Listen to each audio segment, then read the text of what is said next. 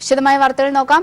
CBI special director Rakesh അസ്താനയ്ക്കെതിരായ FIR register റദ്ദാക്കണമെന്നാവശ്യപ്പെട്ടുള്ള ഹർജിയിൽ ദില്ലി ഹൈക്കോടതി ഇന്ന് വിധി പറയും. എഫ്ഐആർ റദ്ദാക്കണമെന്നാവശ്യപ്പെട്ട് അസ്താനയും കേസിലെ മറ്റൊരു പ്രതി ഡിസിപി ദേവേന്ദ്രകുമാറും നൽകിയ ഹർജികളിൽ ഉച്ചയ്ക്ക് 2:15 വിധി പറയുക. മാംസവ്യാപാരി മോയിൻ ഖുറേഷിക്കെതിരായ കള്ളപ്പണ കേസിൽ പ്രതി ചേർക്കാതിരിക്കാൻ ഹൈദരാബാദ് സ്വദേശിയായ സതീഷ് സനയിൽ നിന്ന് കോഴ വാങ്ങിയെന്നാണ് കേസ്. സിബിഐ തലപ്പത്ത് തർക്കങ്ങൾ മൂർച്ഛിക്കാൻ കാരണമായത് ഈ കേസാണ്.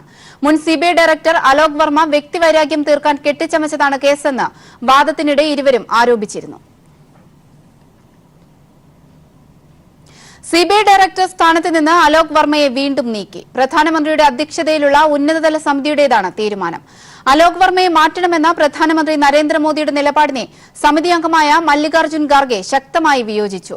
അതേസമയം മൂന്നാമത്തെ അംഗമായ ജസ്റ്റിസ് AK സിക്രി പ്രധാനമന്ത്രിയുടെ നിലപാടിനൊപ്പം നിന്നു. സിബിഐ ഇടക്കാല ഡയറക്ടറായി രാഗേശ്വർ റാവുവിനെ വീണ്ടും നിയമിച്ചു. അലോക് വർമ്മയ്ക്കെതിരായ ആരോപണങ്ങളിൽ കേന്ദ്ര വിജിലൻസ് കമ്മീഷന്റെ അന്വേഷണ റിപ്പോർട്ട് പരിഗണിച്ച് പ്രധാനമന്ത്രിയുടെ അധ്യക്ഷതയിലുള്ള ഉന്നതതല സമിതി തീരുമാനമെടുക്കണമെന്നായിരുന്നു സുപ്രീം കോടതി വിധിയിൽ പറഞ്ഞിരുന്നത്. ഇതിന്റെ അടിസ്ഥാനത്തിൽ ചേർന്ന യോഗത്തിലാണ് അലോക് വർമ്മയെ വീണ്ടും ഡയറക്ടർ സ്ഥാനത്ത് നീക്കാനുള്ള തീരുമാനമെടുത്തത്. അലോക് വർമ്മയെ നീക്കണമെന്ന നിലപാട് പ്രധാനമന്ത്രി യോഗത്തിൽ സ്വീകരിച്ചപ്പോൾ യോഗത്തിൽ ചീഫ് ജസ്റ്റിസ് രഞ്ജൻ ഗൊഗോയിയെ പ്രതിനിധീകരിച്ച് പങ്കെടുത്ത ജസ്റ്റിസ് AK സിക്രി അനുകൂലിച്ചു. വർമ്മയ്ക്കെതിരായ ആരോപണങ്ങളിൽ തുടരന്വേഷണം ആവശ്യമുണ്ടെന്ന നിലപാടും ജസ്റ്റിസ് സിക്രി സ്വീകരിച്ചു. മൂന്നാമത്തെ അംഗമായ ലോക്സഭാ പ്രതിപക്ഷ നേതാവ് മല്ലികാർജ്ജുൻ ഖാർഗെ തീരുമാനത്തോട് ശക്തമായി വിയോജിച്ചു. CVC അന്വേഷണ റിപ്പോർട്ടിൽ പറയുന്ന കാര്യങ്ങളിൽ അലോക് വർമ്മയുടെ വിശദീകരണം കേൾക്കണമെന്ന് ഖാർഗെ യോഗത്തിൽ ആവശ്യപ്പെട്ടു. ഭൂരിപക്ഷ തീരുമാനം എതിരായതോടെ ഖാർഗെ വിയോജനക്കുറിപ്പ് രേഖപ്പെടുത്തി. വർമ്മയെ പുറത്താക്കാനുള്ള മുൻകൂർ അജണ്ടയുമായാണ് യോഗം ആരംഭിച്ചതെന്ന് വിയോജനക്കുറിപ്പിൽ ഖാർഗെ രേഖപ്പെടുത്തിയതായാണ് വിവരം. അലോക് വർമ്മയെ fire and service home guard DG ആയി നിയമിക്കും. 77 ദിവസം നിർബന്ധപൂർവ്വം അവധിയിൽ പ്രവേശിപ്പിച്ച അലോക് കുമാർ വർമ്മയ്ക്ക് ആകെയുള്ള ആശ്വാസം സുപ്രീം കോടതി വിധിയായിരുന്നു. എന്നാൽ 48 മണിക്കൂർ തികയും മുമ്പ് അദ്ദേഹത്തെ വീണ്ടും തലപ്പത്ത് നിന്ന് മാറ്റിയിരിക്കുന്നു. റഫേൽ വിഷയത്തിൽ അന്വേഷണം നടത്താൻ അലോക് കുമാർ വർമ്മ തീരുമാനിച്ചു എന്ന കോൺഗ്രസ് ആരോപണത്തിന് ഇനി ശക്തി കൂടും. പ്രധാനമന്ത്രിയുടെ വസതിയിൽ നിന്നും ക്യാമറമാൻ അതുലിനോടൊപ്പം ഹരീഷ് ചരങ്ങാട്ട്. മുത്തലാഖ് വിഷയത്തിൽ വീണ്ടും ഓർഡിനൻസ് ഇറക്കാൻ കേന്ദ്ര സർക്കാർ തീരുമാനം. കേന്ദ്ര മന്ത്രിസഭാ യോഗമാണ് വീണ്ടും ഓർഡിനൻസ് ഇറക്കാൻ തീരുമാനിച്ചത്. മുത്തലാഖ് ബിൽ രാജ്യസഭയിൽ പാസ്സാകാത്തതിനെ തുടർന്നാണ് കേന്ദ്ര സർക്കാർ തീരുമാനം. ജനുവരി 22 നിലവിലെ ഓർഡിനൻസ് കാലാവധി അവസാനിക്കും. ജനുവരി 22 ഓർഡിനൻസ് കാലാവധി അവസാനിക്കുന്ന പശ്ചാത്തലത്തിലാണ് കേന്ദ്ര മന്ത്രിസഭാ യോഗം മുത്തലാഖ് ക്രിമിനൽ കുറ്റമാക്കി വീണ്ടും ഓർഡിനൻസ് കൊണ്ടുവരാൻ തീരുമാനിച്ചത്. മുത്തലാഖ് ബിൽ രാജ്യസഭയുടെ പരിഗണനയിൽ ഇരിക്കെയാണ് കേന്ദ്ര സർക്കാർ തീരുമാനം. ഡിസംബർ 27 ലോക്സഭയിൽ മുത്തലാഖ് ബിൽ പാസായെങ്കിലും ശക്തമായ പ്രതിപക്ഷ പ്രതിഷേധത്തെ തുടർന്ന് ബില്ല് രാജ്യസഭയിൽ പാസാക്കാനായില്ല. 6 മാസമാണ് ഓർഡിനൻസിന് കാലാവധി. എന്നാൽ പാർലമെന്റ് സമ്മേളനം ആരംഭിച്ച് 42 ദിവസത്തിനുള്ളിൽ ഓർഡിനൻസിന് പകരമുള്ള ബിൽ സഭയിൽ പാസാക്കിയെടുക്കണമെന്നാണ് ചട്ടം. ശൈത്യകാല സമ്മേളനം കഴിഞ്ഞതോടെ ഈ സാധ്യത കേന്ദ്രത്തിന് മുന്നിൽ അടഞ്ഞു. ഇതാണ് ഓർഡിനൻസ് ഇറക്കാൻ കേന്ദ്ര സർക്കാരിനെ നിർബന്ധിതരാക്കിയത്. നേരത്തെ ഇറക്കിയ ഓർഡിനൻസിലെ നിയമങ്ങൾ തന്നെയായിരിക്കും പുതിയ ഓർഡിനൻസിലും ഉണ്ടാവുക. ബജറ്റ് അവതരണത്തിനായി ഫെബ്രുവരിയിൽ ചേരുന്ന പാർലമെന്റ് സമ്മേളനത്തിൽ ബിൽ പാസാക്കിയെടുക്കാൻ കേന്ദ്ര സർക്കാർ വീണ്ടും പരിശ്രമിക്കും. News bureau, Delhi. ആലപ്പാട്ടെ കരിമണൽ ഖനനത്തിൽ പൊതുമേഖലാ സ്ഥാപനത്തിനെതിരായ നീക്കം ഗവൺമെന്റ് അനുവദിക്കില്ലെന്ന് മന്ത്രി J. മേഴ്സിക്കുട്ടിയമ്മ. കടൽ തീരം സംരക്ഷിച്ചുകൊണ്ട് ഖനനം എന്നതാണ് സർക്കാർ നയമെന്നും സ്വകാര്യ വ്യക്തികൾക്ക് ഖനനത്തിന് അനുമതി നൽകില്ലെന്നും മേഴ്സിക്കുട്ടിയമ്മ വ്യക്തമാക്കി. കോഴിക്കോട് ഇന്ന് സർവകക്ഷി സമാധാന യോഗം. കളക്ടറാണ് യോഗം വിളിച്ചു ചേർക്കുന്നത്. ജില്ലയിലെ വിവിധ ഭാഗങ്ങളിൽ അക്രമ സംഭവങ്ങൾ തുടരുന്ന സാഹചര്യത്തിലാണ് യോഗം വിളിച്ചു ചേർക്കുന്നത്.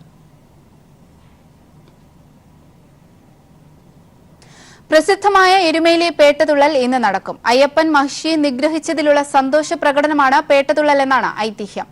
അമ്പലപ്പുഴ, ആലങ്ങാട് സംഘങ്ങളാണ് പേട്ടതുള്ളുന്നത്. ഉച്ചയ്ക്ക് 12 സമൂഹ പെരിയോൻ ചന്ദ്രശേഖരൻ നായരുടെ നേതൃത്വത്തിലുള്ള അമ്പലപ്പുഴ സംഘമാണ് ആദ്യം പേട്ടതുള്ളുക. ശ്രീധർമ്മശാസ്ത്ര ക്ഷേത്രത്തിൽ നിന്ന് പേട്ടതുള്ളിയെത്തുന്ന സംഘത്തിന് എരുമേലി നൈനാർ പള്ളിയിൽ ജമാഅത്ത് ഭാരവാഹികൾ സ്വീകരണം നൽകും. സംഘത്തിനൊപ്പം വാവരുടെ പ്രതിനിധിയായി ജമാഅത്ത് ഭാരവാഹി പങ്കെടുക്കും. ഉച്ചയ്ക്ക് ശേഷമാണ് ആലങ്ങാട് സംഘത്തിന്റെ പേട്ടതുള്ളൽ. പേട്ടതുള്ളലിന് ശേഷം അമ്പലപ്പുഴ, ആലങ്ങാട് സംഘങ്ങൾ ശബരിമലയിലേക്ക് പോകും.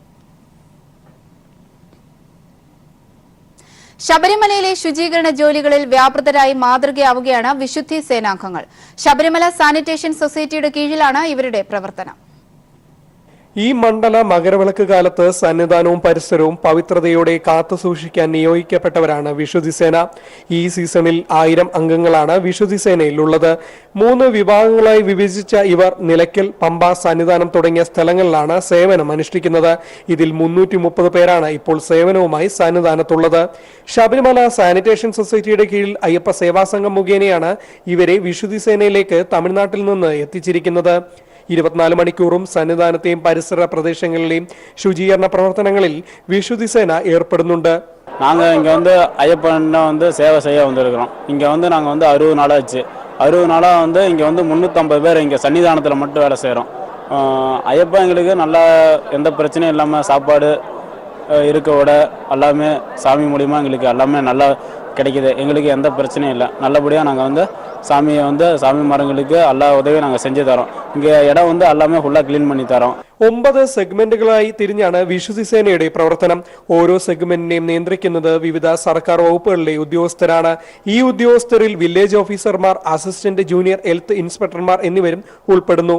ജില്ലാ കളക്ടർ ചെയർമാനും അടൂർ RDO സെക്രട്ടറിയുമായുള്ള സാനിറ്റേഷൻ സൊസൈറ്റിയുടെ ചുമതലയിലാണ് കഴിഞ്ഞ 25 വർഷങ്ങളായി ശബരിമലയിലെ ശുചീകരണ ജോലികൾ നടത്തിവരുന്നത്. News bureau, Sannidhanam.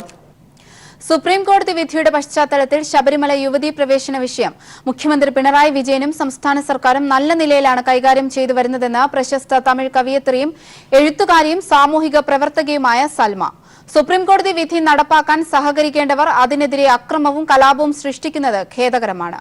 കലാപത്തിലൂടെ ദക്ഷിണേന്ത്യയിൽ തങ്ങളുടെ സാന്നിധ്യം ശക്തിപ്പെടുത്തുകയാണ് BJPയും RSSും ലക്ഷ്യമിടുന്നതെന്നും സൽമ വ്യക്തമാക്കി. കേരളത്തിലെ പിണറായി വിജയൻ സർക്കാർ ശബരിമല യുവതീ പ്രവേശന പ്രശ്നം നല്ല നിലയിലാണ് കൈകാര്യം ചെയ്യുന്നതെന്ന് പ്രശസ്ത തമിഴ് കവയിത്രിയും എഴുത്തുകാരിയും സോഷ്യൽ ആക്ടിവിസ്റ്റുമായ സൽമ പറഞ്ഞു. ക്രമസമാധാനം നിലനിർത്താൻ മുഖ്യമന്ത്രിക്കും സംസ്ഥാന സർക്കാരിനും സാധിക്കുന്നതായി അവർ ചൂണ്ടിക്കാട്ടി. കൈരളി പീപ്പിൾ TVക്ക് അനുവദിച്ച അഭിമുഖത്തിലാണ് സൽമ ഇക്കാര്യം ചൂണ്ടിക്കാട്ടിയത്. BJP trying to do something in this state. BJP Gundas, they are attacking women. They want to create problems, violence, but now everything is under the control. The chief minister is doing very good job, I think. ദക്ഷിണേന്ത്യൻ സംസ്ഥാനങ്ങളിൽ തങ്ങളുടെ സാന്നിധ്യം ഉറപ്പിക്കാനാണ് BJPയുടെ ശ്രമം. Supreme കോടതി വിധി അംഗീകരിക്കാൻ എല്ലാവർക്കും ബാധ്യതയുണ്ട്. എന്നാൽ ഇതിന് വിരുദ്ധമായ സമീപനമാണ് BJPയുടേത്.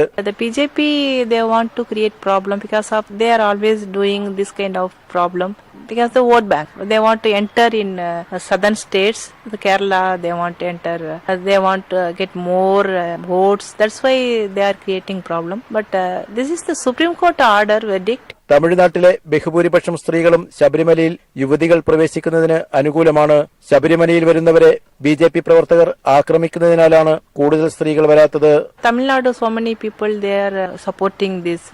Women are going to Sabarimala. Some women are also came here, but BJP workers and BJP party men they attacked them. എല്ലാവരും സ്ത്രീ പുരുഷ സമത്വത്തിനു വേണ്ടി നിലകൊള്ളുകയാണ് വേണ്ടത്. സുപ്രീം കോടതി വിധി ഇതാണ് ചൂണ്ടിക്കാട്ടുന്നതെന്ന് സൽമ പറഞ്ഞു. So many people they are always fighting for gender equality, gender rights of our freedom, everything we want. But BJP want to create problem, the politicalized. They യുവകലാസാഹിതിയുടെ സംസ്ഥാനതല സാംസ്കാരിക യാത്ര കാഞ്ഞങ്ങാട്ട് ഉദ്ഘാടനം ചെയ്യാൻ എത്തിയതായിരുന്നു കവയിത്രി സൽമ. News bureau, Kasaragod. മുഖ്യമന്ത്രി പിണറായി വിജയൻ ഗവർണർ P. സദാശിവവുമായി കൂടിക്കാഴ്ച നടത്തി. ശബരിമല യുവതീ പ്രവേശനത്തിന്റെ പശ്ചാത്തലത്തിലുള്ള സംഘപരിവാർ പ്രവർത്തകർ സംസ്ഥാനത്തെ ക്രമസമാധാന നില തകരാറിലാക്കിയെന്ന് കാണിച്ച് മുഖ്യമന്ത്രി ഗവർണർക്ക് റിപ്പോർട്ട് കൈമാറി. കക്ഷി രാഷ്ട്രീയ ഭേദമന്യേ അക്രമങ്ങളിൽ നടപടി കൈക്കൊള്ളുമെന്ന് മുഖ്യമന്ത്രി കൂടിക്കാഴ്ചയിൽ അറിയിച്ചു. മുഖ്യമന്ത്രി പിണറായി വിജയൻ ഗവർണറുമായി നടത്തിയ കൂടിക്കാഴ്ചയ്ക്ക് ശേഷമാണ് സംസ്ഥാനത്തെ ക്രമസമാധാന തകർത്ത RSS അക്രമ സംഭവങ്ങളെക്കുറിച്ച് റിപ്പോർട്ട് കൈമാറിയത്. വിധി പുറപ്പെടുവിച്ചതു മുതൽ സംസ്ഥാനത്തുണ്ടായ ആസൂത്രിതമായ അക്രമ പരമ്പരയായിരുന്നുവെന്ന് റിപ്പോർട്ടിൽ വ്യക്തമാക്കുന്നു. തീർത്ഥാടന കാലയളവിൽ പമ്പ, നിലയ്ക്കൽ, സന്നിധാനം എന്നിവിടങ്ങളിൽ സംഘപരിവാർ നടത്തിയ അക്രമങ്ങളെക്കുറിച്ചും വിശദമായി റിപ്പോർട്ടിൽ സൂചിപ്പിച്ചിട്ടുണ്ട്. മാധ്യമപ്രവർത്തകർക്കും പോലീസുകാർക്കുമെതിരായ അക്രമങ്ങളും അപവാദ പ്രചരണങ്ങളും റിപ്പോർട്ടിൽ ഉൾക്കൊള്ളിച്ചിട്ടുമുണ്ട്. നിലവിൽ ഹർത്താലുമായി ബന്ധപ്പെട്ട അറസ്റ്റ് വിവരക്കണക്കുകളും ഗവർണർക്ക് നൽകിയ റിപ്പോർട്ടിലുണ്ട്. അക്രമങ്ങളുടെ ചിത്രങ്ങളും മതസ്പർദ്ധ വളർത്തുന്ന തരത്തിൽ പ്രചരിപ്പിച്ച കാര്യങ്ങൾ ഉൾക്കൊള്ളിച്ചുള്ള CDകളും റിപ്പോർട്ടിന്റെ ഭാഗമായി ഗവർണർക്ക് കൈമാറിയിട്ടുമുണ്ട്. News bureau, Thiruvananthapuram. ശബരിമല വിഷയത്തിൽ ദുരുദ്ദേശപരമായി ഹർജി നൽകിയതിന് ഹൈക്കോടതി വിധിച്ച 25,000 രൂപ പിഴ ബിജെപി നേതാവ് ശോഭ സുരേന്ദ്രൻ അടച്ചു. ഹൈക്കോടതിയിലെ ലീഗൽ സർവീസ് വിഭാഗത്തിലാണ് ശോഭ പിഴ ഒടുക്കിയത്. പിഴ അടയ്ക്കില്ലെന്നും ഹൈക്കോടതി വിധിക്കെതിരെ സുപ്രീംകോടതിയെ സമീപിക്കുമെന്നുമായിരുന്നു ശോഭ പരസ്യ നിലപാട് സ്വീകരിച്ചത്. സുപ്രീംകോടതിയെ സമീപിക്കുന്നത് തിരിച്ചടിയാകുമെന്ന നിയമോപദേശം ലഭിച്ചതിനെ തുടർന്നാണ് പിഴ അടച്ചതെന്നാണ് സൂചന. ശബരിമലയിൽ ഭക്തരെ പോലീസ് പീഡിപ്പിക്കുകയാണെന്നും തനിക്ക് നേരെയും പീഡനമുണ്ടായെന്നും മറ്റും ആരോപിച്ച് സമർപ്പിച്ച ഹർജിയിലായിരുന്നു ശോഭാ സുരേന്ദ്രനെതിരെ ഹൈക്കോടതി കടുത്ത നടപടി സ്വീകരിച്ചത്.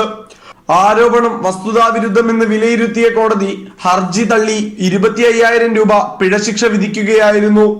എന്നാൽ ഹൈക്കോടതി വിധിക്കെതിരെ ശോഭ പരസ്യമായി തന്നെ രംഗത്തെത്തി. ഹൈക്കോടതിക്കെതിരെ സുപ്രീം കോടതിയെ സമീപിക്കുമെന്ന് പ്രഖ്യാപിച്ചെങ്കിലും ഗത്യന്തരമില്ലാതെ ഒടുവിൽ പിഴയൊടുക്കാൻ തയ്യാറാവുകയായിരുന്നു. കഴിഞ്ഞ ദിവസം ഹൈക്കോടതിയിലെ ലീഗൽ സർവീസ് വിഭാഗത്തിൽ 25,000 രൂപ പിഴയൊടുക്കി രസീത് കൈപ്പറ്റി. വില കുറഞ്ഞ പ്രശസ്തിക്ക് വേണ്ടി കോടതിയെ ഉപയോഗിക്കരുതെന്ന് താക്കീത് നൽകിയ ശേഷമായിരുന്നു ശോഭയ്ക്ക് ശിക്ഷ വിധിച്ചത്. ശോഭയുടെ അഭിഭാഷകൻ നിരുപാധികം മാപ്പപേക്ഷിച്ചെങ്കിലും ഹർജി പിൻവലിക്കാൻ പോലും അനുവദിക്കാതെ കോടതി ഹർജി തള്ളുകയാണ് അന്ന് ചെയ്തത്.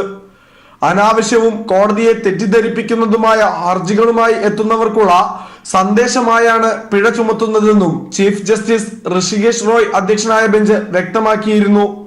ശബരിമല വിഷയം ഉന്നയിച്ച് സമർപ്പിച്ച ഹർജി തള്ളിയതും ഹർജിക്കാരിക്ക് പിഴ വിധിച്ചതും ബിജെപി നേതൃത്വത്തിന് വലിയ നാണക്കേട് സൃഷ്ടിച്ചിരുന്നു. News bureau, Kochi. ഇടവേള.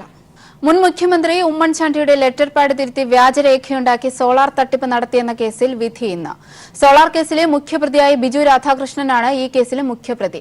തിരുവനന്തപുരം ചീഫ് ജുഡീഷ്യൽ മജിസ്ട്രേറ്റ് കോടതിയാണ് വിധി പറയുക. ഉമ്മൻചാണ്ടി മുഖ്യമന്ത്രിയായിരിക്കെ ബിജു രാധാകൃഷ്ണൻ മുഖ്യമന്ത്രിയുടെ ദുരിതാശ്വാസ നിധിയിലേക്ക് സംഭാവന നൽകിയിരുന്നു. ഇതിന് നന്ദി അറിയിച്ചുകൊണ്ട് മുഖ്യമന്ത്രി പ്രതിക്ക് കത്തയച്ചത് ദുരുപയോഗപ്പെടുത്തിയെന്നാണ് പ്രോസിക്യൂഷൻ കേസ്. കത്ത് വന്ന മുഖ്യമന്ത്രിയുടെ ലെറ്റർ പാഡ് തിരുത്തി ഇവരുടെ കമ്പനിയുടെ സോളാർ പദ്ധതി സർക്കാർ അംഗീകാരമുള്ളതാണെന്ന് വ്യാജമായി എഴുതി ചേർത്ത് പ്രചരിപ്പിച്ചു. കൂടാതെ 75 ലക്ഷം രൂപ വെട്ടിപ്പ് നടത്തിയെന്നുമാണ് പ്രോസിക്യൂഷൻ കേസ്. ഡിസിസി പ്രസിഡന്റുമാരുടെയും കെപിസിസി ഭാരവാഹികളുടെയും സംയുക്ത യോഗം ഇന്ന് കെപിസിസി ഓഫീസിൽ നടക്കും. കോൺഗ്രസ് പ്രവർത്തക സമിതി അംഗം A K Antony, KPCC president Mullappally Ramachandran എന്നിവർ ഉൾപ്പെടെയുള്ള നേതാക്കൾ പങ്കെടുക്കും. ബിജെപി ദേശീയ കൌൺസിൽ യോഗത്തിന് ഇന്ന് ദില്ലിയിൽ തുടക്കമാകും. ലോക്സഭാ തെരഞ്ഞെടുപ്പിന്റെ മുന്നൊരുക്കങ്ങൾക്കായാണ് യോഗം. രാജ്യത്തിന്റെ വിവിധ ഭാഗങ്ങളിൽ നിന്നുള്ള 12,000-ഓളം പ്രതിനിധികൾ 2 ദിവസം നീണ്ടുനിൽക്കുന്ന കൌൺസിലിൽ പങ്കെടുക്കും. രാംലീല മൈതാനിയിൽ നടക്കുന്ന കൌൺസിൽ യോഗത്തിൽ പ്രധാനമന്ത്രി നരേന്ദ്രമോദിയും പാർട്ടി അധ്യക്ഷൻ അമിത്ഷായും പ്രതിനിധികളെ അഭിസംബോധന ചെയ്യും. വൈകിട്ട് ദേശീയ നിർവാഹക സമിതി യോഗത്തിൽ ദേശീയ അധ്യക്ഷൻ അമിത്ഷാ പ്രസംഗിക്കും. നാളെ രാവിലെ മുതൽ നടക്കുന്ന ദേശീയ കൌൺസിൽ യോഗത്തിൽ പ്രധാനമന്ത്രി മുഴുവൻ സമയവും പങ്കെടുക്കും. വിവിധ സംസ്ഥാനങ്ങളിലെ തെരഞ്ഞെടുപ്പ് സഖ്യം, ലോക്സഭാ മണ്ഡലങ്ങളിലെ പ്രവർത്തനങ്ങൾ, തെരഞ്ഞെടുപ്പ് തന്ത്രം എന്നിവ കൌൺസിലിൽ ചർച്ചയാകും. യുഡിഎഫിൽ കയറിപ്പറ്റാനൊരുങ്ങി പി സി ജോർജ്. ലോക്സഭാ തെരഞ്ഞെടുപ്പിന് മുൻപ് വിഷയത്തിൽ അന്തിമ തീരുമാനമുണ്ടാകുമെന്ന് പി സി ജോർജ് അറിയിച്ചു. അതൃപ്തി പ്രകടിപ്പിച്ച് ഘടകകക്ഷി നേതാക്കളും രംഗത്തെത്തി. കോൺഗ്രസിലെ ചില നേതാക്കൾക്ക് പി സി ജോർജിനെ യുഡിഎഫിൽ എടുക്കുന്നതിൽ എതിർപ്പുണ്ട്. ഇതറിയാവുന്ന ജോർജ് ലോക്സഭാ തെരഞ്ഞെടുപ്പിന് മുന്നോടിയായി ഹൈക്കമാൻഡ് വഴി യുഡിഎഫിൽ പ്രവേശിക്കാനുള്ള നീക്കങ്ങളാണ് നടത്തുന്നത്. മുന്നണി പ്രവേശനം സംബന്ധിച്ച ചർച്ചകൾക്കായി 9 അംഗ കമ്മിറ്റിയെ നിയോഗിച്ചതായും പി സി ജോർജ് കോട്ടയത്ത് പറഞ്ഞു. നമ്മളെ സംബന്ധിച്ച് ഇപ്പോഴത്തെ സാഹചര്യത്തിൽ ഒരു ദേശീയ രാഷ്ട്രീയ കക്ഷി എന്ന നിലയിൽ ജനാധിപത്യത്തിലും മതേതരത്വത്തിലും വിശ്വസിച്ചുകൊണ്ട് പ്രവർത്തിക്കുന്ന കോൺഗ്രസുമായി ചേർന്ന് മുൻപോട്ട് പോവുകയാണ് അഭികാമ്യം എന്ന അഭിപ്രായം. അതേസമയം പി സി ജോർജിനോട് അയിത്തമില്ലെന്നും പക്ഷേ മുന്നണി പ്രവേശനം സംബന്ധിച്ച കാര്യത്തിൽ പ്രോത്സാഹിപ്പിക്കുന്നില്ലെന്നും UDF സെക്രട്ടറിയായ ജോണി നെല്ലൂർ വ്യക്തമാക്കി. ജോർജ് എന്റെ ഒരു നല്ല സുഹൃത്താണ്, പക്ഷേ പ്രോത്സാഹിപ്പിക്കുന്നില്ല ഞങ്ങൾ. കോൺഗ്രസ് ഹൈക്കമാൻഡിനെ കയ്യിലെടുത്തുള്ള പി സി ജോർജിന്റെ നീക്കങ്ങളിൽ UDF നേതൃത്വത്തിന് കടുത്ത അതൃപ്തിയുണ്ടെങ്കിലും വരും ദിവസങ്ങളിൽ കേരളത്തിലെ UDF നേതാക്കളുമായി വിശദമായ ചർച്ച നടത്തുമെന്ന് തന്നെയാണ് പി സി ജോർജ് ആവർത്തിച്ച് വ്യക്തമാക്കുന്നത്. TP Prashanth, news bureau, Kottayam. Kerala രാഷ്ട്രീയത്തിൽ ആർക്കും വേണ്ടാത്ത ചരക്കാണ് പി സി ജോർജ് എന്ന് Kerala Congress M general secretary Prince Lukose. നിലപാടുകളിലെ സ്ഥിരതയില്ലായ്മയാണ് പി സി ജോർജിന്റെ എക്കാലത്തെയും നിലപാട്. നിറം മാറ്റം കൊണ്ടും നിലപാട് മാറ്റം കൊണ്ടും പി സി ജോർജ് കേരള രാഷ്ട്രീയത്തിലെ മരയോന്താണ്. കോൺഗ്രസുമായി സഹകരിക്കണമെന്ന ജോർജിന്റെ ആഗ്രഹത്തെ അസാധ്യമെന്ന് മാത്രമേ വിശേഷിപ്പിക്കാനാകൂ എന്നും പ്രിൻസ് ലൂക്കോസ്.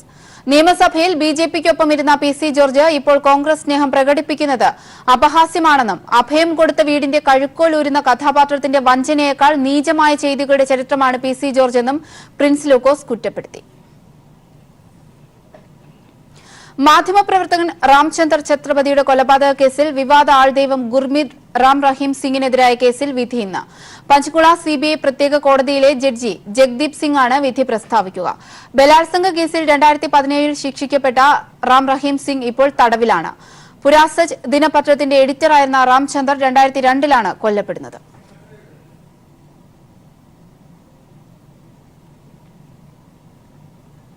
ഹിന്ദുസ്ഥാൻ എയറോനോട്ടിക് ലിമിറ്റഡ് അടച്ചുപൂട്ടാൻ കേന്ദ്ര സർക്കാർ ഗൂഢാലോചന നടത്തുകയാണെന്ന് HAL ജീവനക്കാർ. സാങ്കേതിക വിദ്യാ കൈമാറ്റത്തിലൂടെ ശേഷിക്കുന്ന 90 റഫേൽ യുദ്ധവിമാനങ്ങൾ നിർമ്മിക്കാനുള്ള കരാർ നൽകണമെന്നും അഖിലേന്ത്യാ Hindustan aeronautics limited trade union coordination committee ആവശ്യപ്പെട്ടു. കോൺഗ്രസ് അധ്യക്ഷൻ രാഹുൽ ഗാന്ധിയുമായുള്ള കൂടിക്കാഴ്ചയ്ക്ക് ശേഷം നടത്തിയ പത്രസമ്മേളനത്തിലാണ് റഫേൽ യുദ്ധവിമാനങ്ങൾ നിർമ്മിക്കാനുള്ള കരാർ നൽകണമെന്ന് HAL ജീവനക്കാർ ആവശ്യപ്പെട്ടത്. റഫാൽ വിമാനങ്ങൾ നിർമ്മിക്കാൻ HALന് സാധിക്കില്ലെന്ന തെറ്റിദ്ധാരണ ഉണ്ടാക്കാൻ പ്രതിരോധ മന്ത്രി നിർമ്മല സീതാരാമൻ ശ്രമിക്കുകയാണെന്ന് ജീവനക്കാർ ആരോപിച്ചു.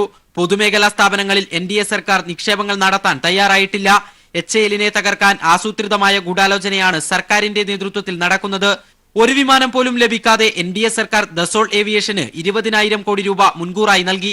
എന്നാൽ അതേസമയം നിർമ്മാണം പൂർത്തിയായി വിതരണം ചെയ്ത വിമാനങ്ങൾ, ഹെലികോപ്റ്ററുകൾ എന്നിവയുടെ വിലയായ 14,000 കോടി രൂപ HALന് ഇതേവരെ നൽകാൻ കേന്ദ്ര സർക്കാർ തയ്യാറായില്ലെന്നും ജീവനക്കാർ ചൂണ്ടിക്കാട്ടി. സർക്കാർ തങ്ങളുടെ പരാതി പരിഗണിക്കാത്തതുകൊണ്ടാണ് കോൺഗ്രസ് അധ്യക്ഷനെ കാണേണ്ടി വന്നതെന്നും ജീവനക്കാർ വ്യക്തമാക്കി. നേരത്തെ റഫേൽ വിഷയത്തിൽ രാഹുലുമായി HAL ജീവനക്കാർ നിരവധി തവണ കൂടിക്കാഴ്ച നടത്തിയിരുന്നു. News bureau, Delhi.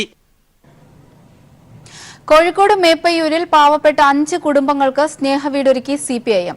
6 മാസം കൊണ്ടാണ് നാട്ടുകാരുടെ സഹായവും പാർട്ടി പ്രവർത്തകരുടെ സേവനവും കാരണം വീട് നിർമ്മാണം പൂർത്തീകരിച്ചത്. 5 വീടുകളുടെ താക്കോൽ ജനുവരി 14 സംസ്ഥാന സെക്രട്ടറി കോടിയേരി ബാലകൃഷ്ണൻ കൈമാറും. കോഴിക്കോട് ജില്ലയിലെ CPIM മേപ്പയ്യൂർ നോർത്ത് ലോക്കൽ കമ്മിറ്റിയുടെ നേതൃത്വത്തിലാണ് 5 വീടുകളുടെ നിർമ്മാണം പൂർത്തീകരിച്ചത്. മേപ്പയ്യൂർ പ്രദേശത്തെ പാവപ്പെട്ട 5 കുടുംബങ്ങൾക്കുള്ള വീടുകൾ സ്നേഹവീട് എന്ന പേരിലാണ് കൈമാറുക. തയ്യുള്ളതിൽ ബാബു, പാവട്ടുകണ്ടി ബാബു, പടിഞ്ഞാറയിൽ ബാലകൃഷ്ണൻ, നരിയാമ്പുറമ്പത്ത് ലക്ഷ്മി, വലിയ പറമ്പിൽ കുഞ്ഞികൃഷ്ണൻ എന്നിവർക്കാണ് വീട് സ്വന്തമാകുന്നത്. മരത്തിൽ നിന്ന് വീണ് 15 വർഷമായി അരക്ക് താഴെ തളർന്നു കിടപ്പിലായ ബാലകൃഷ്ണന് വീടെന്നത് സ്വപ്നം മാത്രമായിരുന്നു. അത് സ്വപ്നം തന്നെയാണ്. ഞാൻ വിചാരിച്ച എനിക്ക് പാർട്ടിക്കാരുടെ അടുത്ത് ഞാൻ വിചാരിച്ചില്ല. എൻ്റെ മനസ്സിലുണ്ടായിരുന്നു. പക്ഷേ ഇത് ഞാൻ അപ്പോഴേക്കാൻ വീണ് 15 കൊല്ലമായി 16 കൊല്ലം. അപ്പം എനിക്ക് സന്തോഷമുള്ളത്, വേറെ എനിക്ക് പറയാനില്ല. എല്ലാ വിഭാഗം ജനങ്ങളുടെയും പിന്തുണ 6 മാസം കൊണ്ട് വീട് പൂർത്തിയാക്കാൻ സഹായമായെന്ന് Meppayyur north local committee secretary PP Radhakrishnan പറഞ്ഞു. CPMന്റെ മേപ്പയ്യൂർ നോർത്ത് ലോക്കൽ കമ്മിറ്റി ആലോചിച്ചപ്പോൾ അതിൽ നിർബന്ധമായിട്ടും തുല്യമായി പരിഗണിക്കേണ്ട 5 വീടുകളുണ്ടെന്ന് നമുക്ക് ബോധ്യപ്പെട്ടതിൻ്റെ അടിസ്ഥാനത്തിലാണ് 5 വീടുകൾ ഒന്നിച്ചെടുക്കാൻ വേണ്ടി തീരുമാനിച്ചത്. അതിൻ്റെ നിർമ്മാണം നമ്മൾ 6 മാസക്കാലം കൊണ്ടാണ് ഇത് പൂർത്തീകരിക്കുന്നത്. ആ 5 വീടുകളുടെ നിർമ്മാണം. അതുപോലെ തന്നെ ഇത് തറക്കല്ലിട്ടത് മന്ത്രി TP രാമകൃഷ്ണനായിരുന്നു. ഇതിൻ്റെ നിർമ്മാണ പ്രവർത്തന ഘട്ടങ്ങളിലൊക്കെ നമുക്ക് വലിയ സഹായമാണ് ഭോജനങ്ങൾ ലഭിച്ച്. സന്നദ്ധ സംഘടനകളുടെ വ്യക്തികൾ അവരൊക്കെ വലിയ രീതിയിൽ നമ്മളെ സഹായിക്കുകയുണ്ടായി. ഒരു ലോക്കൽ കമ്മിറ്റി ഒരു വീട് നിർമ്മിച്ചു നൽകാൻ CPIM സംസ്ഥാന സമ്മേളനമാണ് തീരുമാനമെടുത്തത്. എന്നാൽ ജനകീയ പിന്തുണയിൽ മേപ്പയ്യൂർ നോർത്ത് ലോക്കൽ കമ്മിറ്റി ഒരേ സമയം 5 വീടാണ് യാഥാർത്ഥ്യമാക്കിയത്. News bureau, Kozhikode. ഗാന്ധിജിയുടെ 150ാം ജന്മദിനാഘോഷത്തോടനുബന്ധിച്ച് കേരള സർക്കാർ സംഘടിപ്പിക്കുന്ന രക്തസാക്ഷ്യം പരിപാടിക്ക് പാലക്കാട് തുടക്കമായി. ഗാന്ധിജിയുടെ പാദമുദ്രകൾ പതിഞ്ഞ ശബരി ആശ്രമത്തിൽ സെമിനാറുകളും പ്രദർശനങ്ങളുമെല്ലാമായി 5 ദിവസം നീണ്ടു നിൽക്കുന്ന പരിപാടികളാണ് ഒരുക്കിയിരിക്കുന്നത്. ഗാന്ധിജിയുടെ ജീവിതത്തിന്റെയും ദർശനങ്ങളുടെയും സമകാലിക പ്രസക്തി പുതുതലമുറയ്ക്കായി പകർന്നു നൽകുന്നതിനാണ് സാംസ്കാരിക വകുപ്പിന്റെ നേതൃത്വത്തിൽ രക്തസാക്ഷ്യം എന്ന പേരിൽ 150ാം ജന്മദിനാഘോഷ പരിപാടികൾ സംഘടിപ്പിച്ചിരിക്കുന്നത്. ഗാന്ധിജിയുടെ ജീവിതരേഖയും സന്ദേശങ്ങളും അടയാളപ്പെടുത്തുന്ന ചരിത്ര പ്രദർശനവും കളിമൺ പാത്രങ്ങളുടെയും ഖാദി വസ്ത്രങ്ങളുടെയും സ്റ്റാളുകളും പ്രദർശനത്തിലുണ്ട്. ഭരണപരിഷ്കാര commission chairman VS Achuthanandan video കോൺഫറൻസിലൂടെ രക്തസാക്ഷ്യം ഉദ്ഘാടനം ചെയ്തു. മതസൗഹാർദ്ദവും മതനിരപേക്ഷതയും സംരക്ഷിക്കുന്നതിന് വേണ്ടിയായിരുന്നു മഹാത്മാഗാന്ധിയുടെ രക്തസാക്ഷിത്വം. രാജ്യം ഈ സാമൂഹ്യ പ്രശ്നത്തിൽ സാക്ഷിയായ ഏറ്റവും മഹത്തായ ത്യാഗമായിരുന്നു അത്. ഇപ്പോഴത്തെ ദേശീയ രാഷ്ട്രീയത്തിൻ്റെ സാഹചര്യം ആ രക്തസാക്ഷിത്വ അനുസ്മരണ ഏറ്റവും പ്രസക്തമാക്കുന്നു. നിയമവാഴ്ചയെ വെല്ലുവിളിച്ച് ഭീകരസംഘങ്ങൾ തെരുവിലിറങ്ങുന്ന കാലത്ത് ഗാന്ധിജിയുടെ സ്മരണ പ്രതിരോധമായിരിക്കുമെന്ന് ചടങ്ങിൽ അധ്യക്ഷത വഹിച്ച മന്ത്രി എ കെ ബാലൻ പറഞ്ഞു. നിയമവാഴ്ചയെ പരാജയപ്പെടുത്താൻ ആൾക്കൂട്ട ഭീകരതയെ ഉപാസിക്കുന്നവരെയാണ് അദ്ദേഹം ശത്രുവായി കണ്ടത്. നവക്കാലിയിലെ ചേരുകളിൽ നഗ്നപാതനായി അദ്ദേഹം നടന്നത് ആൾക്കൂട്ട ഭീകരതയെ പരാജയപ്പെടുത്താനായി. നിയമവാഴ്ചയെ വെല്ലുവിളിച്ച് ഭീകര സംഘങ്ങൾ ഇന്നും തെരുവിലിറങ്ങുമ്പോൾ ഗാന്ധി സ്മരണ നമുക്ക് പ്രതിരോധമായി. 5 ദിവസം നീണ്ടു നിൽക്കുന്ന പരിപാടിയിൽ വിവിധ വിഷയങ്ങളിലുള്ള സെമിനാറുകളും എഴുത്തുകാരുടെയും കലാകാരന്മാരുടെയും കൂട്ടായ്മകളും വിവിധ കലാപരിപാടികളും ശബരി ആശ്രമത്തിൽ നടക്കും. News bureau, Palakkad. ഇടവേള. ഫേസ്ബുക്ക് പേജിന് 1 മില്യൺ ലൈക്ക് നേടി സോഷ്യൽ മീഡിയ രംഗത്ത് ചരിത്രം സൃഷ്ടിച്ച് കേരള പോലീസ്. ന്യൂയോർക്ക് പോലീസിന്റെ പേജിനെ മറികടന്നാണ് കേരള പോലീസിന്റെ ഫേസ്ബുക്ക് പേജിന്റെ ഈ നേട്ടം. നവമാധ്യമങ്ങളിലെ ആരോഗ്യപരമായ ഇടപെടലുകൾക്ക് മികച്ച ഉദാഹരണമാണിതെന്ന് മുഖ്യമന്ത്രി പിണറായി വിജയൻ പറഞ്ഞു. ട്രോളുകളുടെയും വീഡിയോകളുടെയും രൂപത്തിൽ അവതരിപ്പിച്ച ആശയം വൻ ഹിറ്റായതോടെയാണ് കേരള പോലീസ് പുതുചരിത്രം സൃഷ്ടിച്ചത്.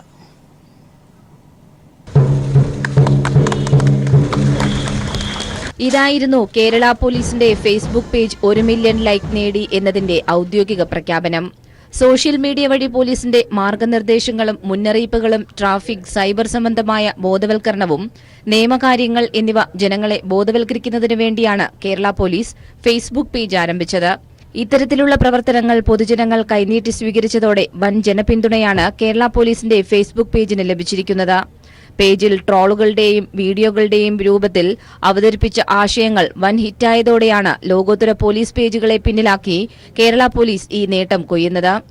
നവമാധ്യമങ്ങളിലെ ആരോഗ്യപരമായ ഇടപെടലുകളുടെ മികച്ച ഉദാഹരണമാണിതെന്ന് മുഖ്യമന്ത്രി പിണറായി വിജയൻ പറഞ്ഞു. ആരോഗ്യപരമായ ഇടപെടൽ എത്രമാത്രം മേന്മയോടെ നടത്താൻ കഴിയുമെന്നതിൻ്റെ ഉത്തമമായ നിദർശനമാണ് കേരള പോലീസിന്റെ നവമാധ്യമ രംഗത്തെ ഇടപെടൽ. കൂട്ടായ്മയുടെ വിജയം കൂടിയാണ് ഇതിൽ കാണാൻ കഴിയുന്നത്. ഫേസ്ബുക്ക് ഇന്ത്യ മേധാവി സത്യ യാദവ് മുഖ്യമന്ത്രി പിണറായി വിജയന് അംഗീകാരം കൈമാറി. സുരക്ഷിതമായ യാത്രയെക്കുറിച്ച് റെയിൽവേ പോലീസ് തയ്യാറാക്കിയ ബോധവൽക്കരണ ഹ്രസ്വചിത്രത്തിന്റെ സിഡിയും മുഖ്യമന്ത്രി ചടങ്ങിൽ പ്രകാശനം ചെയ്തു. ഡിജിപി ലോക്നാഥ് ബെഹ്റ, എഡിജിപിമാരായ മനോജ് എബ്രഹാം, അനിൽഖാൻ തുടങ്ങിയവരും ചടങ്ങിൽ പങ്കെടുത്തു. News bureau, Thiruvananthapuram. ഇത്തൽക്കണ്ണികളെ ആശ്രയിച്ചു കഴിയുന്ന അപൂർവം ജീവികളിൽ ഒന്നാണ് വിലാസിനി ചിത്രശലഭങ്ങൾ. വയനാട്ടിലാണ് ധാരാളം കാണുന്നതെങ്കിലും കേരളത്തിൽ മറ്റിടങ്ങളിലും ഇവ അതിഥികളായി എത്താറുണ്ട്. വേനൽ കടുത്തതോടെ കണ്ണൂർ ഉദയഗിരി വായിക്കമ്പ പുഴയിലും വിലാസിനി ചിത്രശലഭങ്ങൾ ധാരാളമായി എത്തി. വലുപ്പത്തിൽ കുഞ്ഞനാണെങ്കിലും സൗന്ദര്യത്തിൽ മുന്നിലാണ് വിലാസിനി ചിത്രശലഭങ്ങൾ. ചുവന്ന വലിയ പൊട്ടുകളും സ്വർണ്ണവർണ്ണ നിറവുമായി പറന്നു നടക്കുന്നത് കണ്ണിന് കുളിർമയുള്ള കാഴ്ചയാണ്. ചിറകു വിടർത്തിയാൽ കാണുന്നത് വെളുപ്പോ അല്ലെങ്കിൽ നീല കലർന്ന വെളുപ്പ് നിറമോ ആണ്. ചിറകിന്റെ മേൽഭാഗത്തെ ഇളം പിങ്ക് നിറത്തിലുള്ള പൊട്ടുകൾ ആരെയും ആകർഷിക്കും. ആതിഥേയ വൃക്ഷങ്ങളുടെ ഭക്ഷണം തട്ടിയെടുത്ത് വളരുന്ന ഇത്തിൽ കണ്ണികളിലാണ് ഇതിന്റെ ലാർവകൾ വളരുന്നത്. ശരീരത്തിൽ വിഷാംശമുള്ളതിനാൽ ഇരപിടിയന്മാർ ഇവയെ ഒഴിവാക്കാറുണ്ട്. വേനൽ കടുത്തതോടെ വെള്ളം തേടി ഉദയഗിരി വായിക്കമ്പ പുഴയിലെത്തിയപ്പോൾ നാട്ടുകാർക്കും കൗതുക കാഴ്ചയായി. അരിപ്പു, മാവ്, നായ്ത്തുമ്പ തുടങ്ങിയ സസ്യങ്ങളിൽ തേൻ നുകരുവാൻ എത്തുന്ന ഈ ശലഭങ്ങൾ തോട്ടങ്ങളിലും നിത്യ സന്ദർശകരാണ്. News bureau, Kannur. അക്ഷരസ്നേഹികൾക്കായി കോഴിക്കോട് കേരള ലിറ്ററേച്ചർ ഫെസ്റ്റിന് തുടക്കമായി. ഇനി 4 നാൾ കോഴിക്കോട് കടപ്പുറം സർഗാൻ മഗധയുടെ ചൂടേറിയ ചർച്ചകൾ കൊണ്ട് മുഖരിതമാകും. സംസ്ഥാന സർക്കാരിന്റെ സഹകരണത്തോടെ DC കിഴക്കേമുറി ഫൗണ്ടേഷൻ സംഘടിപ്പിക്കുന്ന കേരള ലിറ്ററേച്ചർ ഫെസ്റ്റിന്റെ 4ാം പതിപ്പിന് കോഴിക്കോട് കടപ്പുറത്ത് തുടക്കമായി. ഇനി 4 ദിനങ്ങൾ കഥയും കവിതയും രാഷ്ട്രീയവും സമകാലിക സാഹചര്യങ്ങളും ചർച്ച ചെയ്യും. ഇത്തവണ വേൾസാണ് അതിഥി രാജ്യം, മറാത്തിയാണ് ഫോക്കസ് ഭാഷ. പ്രളയാനന്തര കേരളത്തിന്റെ നവനിർമ്മാണം, ആധുനിക ഭാരത ശില്പികൾ, കേരള ശില്പികൾ, സ്ത്രീ മുന്നേറ്റം, ലൈംഗിക ന്യൂനപക്ഷങ്ങൾ, ദളിത് മുന്നേറ്റം, ശാസ്ത്രം, വാസ്തു, ചിത്രകല, സംഗീതം തുടങ്ങിയ വിഷയങ്ങളിൽ ചർച്ചകൾ നടക്കും. ഇന്ത്യയുടെ ആദ്യ ബഹിരാകാശ യാത്രികൻ രാകേഷ് ശർമ്മ, സ്വതന്ത്ര സോഫ്റ്റ്വെയർ പ്രസ്ഥാനത്തിന്റെ ഉപജ്ഞാതാവ് റിച്ചാർഡ് സ്റ്റാൾമാൻ, ചാരക്കേസ് ഇര മാലി സ്വദേശി ഫൗസിയ, രാമചന്ദ്ര ഗുഹ, M. മുകുന്ദൻ, ചേതൻ ഭഗത്, അനിത നായർ, ശോഭ ഡെ, TM കൃഷ്ണ, പ്രകാശ് രാജ് തുടങ്ങി നിരവധി പേർ വിവിധ സെഷനുകളിൽ പങ്കെടുക്കുന്നുണ്ട്. K. സച്ചിദാനന്ദനാണ് ഫെസ്റ്റിവൽ ഡയറക്ടർ. ലോകത്ത് നടക്കുന്ന അനേകം സാഹിത്യോത്സവങ്ങളിൽ പങ്കെടുക്കാനുള്ള അവസരം ലഭിച്ച ഒരാളെന്ന നിലയിൽ പറയുകയാണ്. അവയിൽ നിന്നെല്ലാം ഇതിനെ വ്യത്യസ്തമാക്കുന്നത് ഇതിന്റെ അടിസ്ഥാനപരമായൊരു ജനകീയ സ്വഭാവമാണ്. ഈ ജനകീയ സ്വഭാവം പല തലങ്ങളിൽ നിന്ന് വരുന്നതാണ്. ഈ നഗരം അതിന്റെ അഭിമാനമായി കൊണ്ടാടുന്ന, ഒരു തടസ്സവും പറയാതെ ഏത് ചെറിയ സേവനത്തിന് വേണ്ടിയും ഈ സാഹിത്യോത്സവത്തിന് വേണ്ടി പ്രവർത്തിക്കാൻ തയ്യാറായ ഒരു ജനത അവരുടെ സ്വന്തം ഉത്സവം എന്ന നിലയിലാണ് കേരള സാഹിത്യോത്സവത്തെ കൊണ്ടാടുന്നത്. കോഴിക്കോട് ബീച്ചിൽ നടക്കുന്ന ഫെസ്റ്റിന്റെ ഔപചാരിക ഉദ്ഘാടനം MT വാസുദേവൻ നായർ നിർവഹിച്ചു.